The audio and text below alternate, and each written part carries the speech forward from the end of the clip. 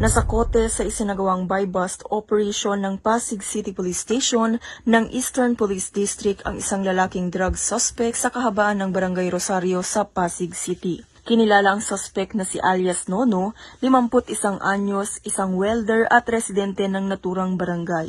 Nasamsam mula sa kanya ang higit 9 na gramo ng shabu na may malaking halaga. Dinala si alias Nono sa tanggapan ng STEU ng Pasig para sa karampatang proseso at kakasuhan siya ng paglabag sa RA 9165 o mas kilala bilang Comprehensive Dangerous Drugs Act of 2002.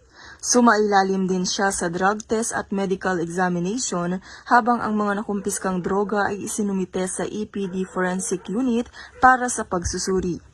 Pinuri ni Police Brigadier General Aden T. Lagradante, District Director ng EPD, ang matagumpay na operasyon at tiniyak ang tuloy-tuloy na kampanya laban sa iligal na droga upang mapanatili ang kapayapaan at kaligtasan ng mga pamilya sa Pasig at sa buong distrito. Mula dito sa Metro Manila, ako po ang inyong PNN Correspondent, Police Corporal Abigail Rojas, alagad ng batas, taga-taguyod ng Balitang Pulis.